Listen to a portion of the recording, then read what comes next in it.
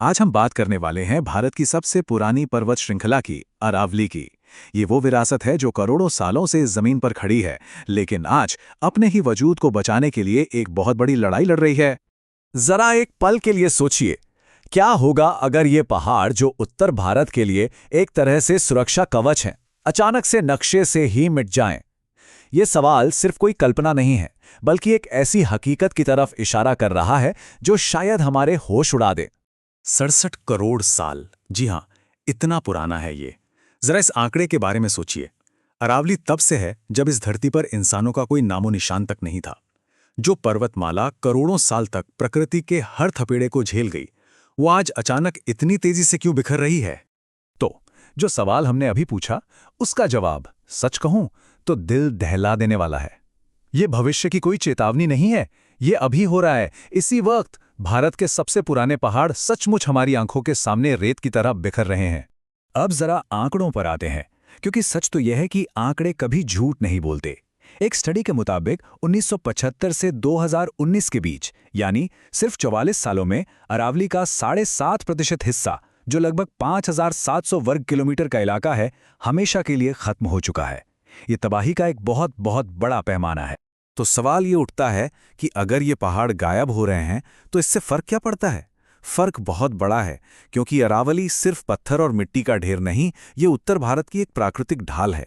चलिए समझते हैं कि इस ढाल के टूटने के नतीजे आखिर क्या हो रहे हैं। अरावली की लोकेशन ही इसकी सबसे बड़ी ताकत है। कल्पना कीजिए, एक तरफ फैलता हुआ थार का रेगिस्तान और दूसरी तरफ देश के सबसे उपजाऊ गंगा के मैदान, और इन दोनों के बीच एक दीवार की तरह खड़ी है अरावली, जो रेगिस्तान को आगे बढ़ने से रोकती है। इसे उत्तर भारत की लाइफलाइन यूं ही नहीं कहा जाता। सोचिए, अगर ये ना हो तो थार का रेगिस्तान दिल्ली के दरवाजे पर दस्तक दे रहा होता। यही वो पहाड़ हैं जो मॉनसून की हवाओं को रोककर उत्तर भारत में बारिश करवाते हैं, जमीन के नीचे पानी का स्तर बनाए रखते हैं, और इसके जंगल दिल्ली एनसीआर को सांस लेने के लिए जरूरी ऑक्सीजन देते हैं। ये तो हो गई बड़ी बड़ी बातें जो हम किताबों में पढ़ते हैं, लेकिन जमीन पर असलियत क्या है वो हमें बताते हैं हरचंदपुर के एक किसान राजा राम भला। उनका तजर्बा बताता है कि पानी का संकट कितना गहरा हो चुका है। जहां पहले कुछ ही मीटर पर पानी था, अब सैकड़ों मीटर खोदने पर भी नसीब नहीं होता। तो आखिर 67 करोड़ साल से खड़ी ये पर्वतमाला अचानक पिछले कुछ दशकों में ही क्यों ढहने लगी? वजह क्या है? क्या ये सब कुदरती है या इसके पीछे कहीं ना कहीं इंसान का ही हाथ है? देखिए, एक बात तो साफ है, पहाड़ कुदरती तौर पर भी घिसते हैं, लेकिन उस प्रक्रिया में लाखों साल लगते हैं। वहीं दूसरी तरफ जो काम कुदरत लाखों साल में करती, वो इंसान ने सिर्फ 50 साल में कर दिखाया। ये रफ्तार इतनी विनाशकारी है कि ये प्राकृतिक हो ही नहीं सकती। और इस रफ्तार का जीता जागता सबूत हैं अलवर के 100 साल के अब्दुल खान। वो कहते हैं कि उनकी आंखों के सामने उनकी अपनी जिंदगी में घने जंगल बंजर जमीन में तब्दील हो गए। इससे साफ पता चलता है कि ये बदलाव कितनी तेजी से हुआ है।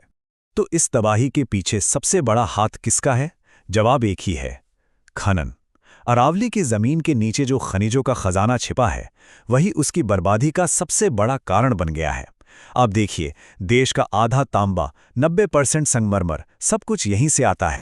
और ये खनन किस हद तक हुआ है, इसका अंदाजा आप इस एक आंकड़े से लगा सकते हैं।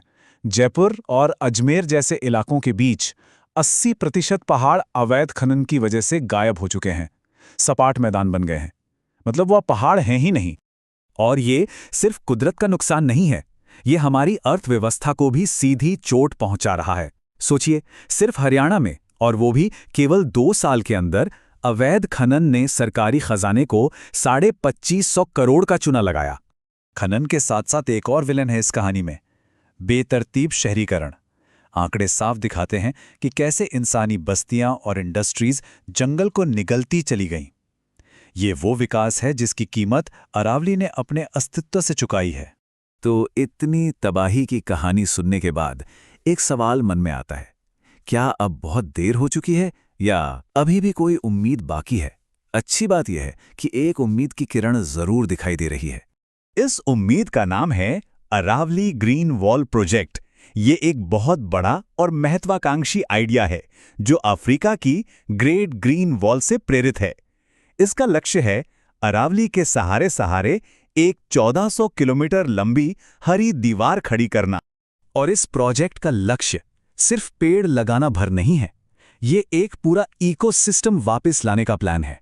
इसमें 11.5 लाख हेक्टेयर खराब हो चुकी जमीन को फिर से जिंदा करना और 75 सूख चुके तालाबों और झीलों में दोबारा जान फूंकना भी शामिल है।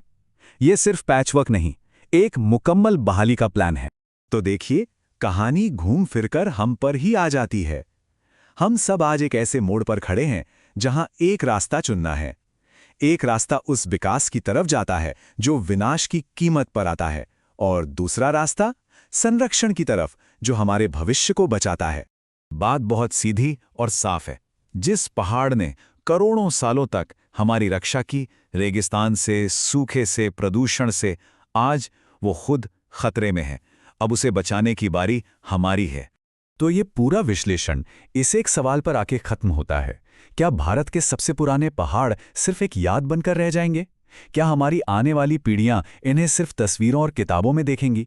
इसका जवाब किसी और के पास नहीं, हमारे आज के फैसलों में छिपा है।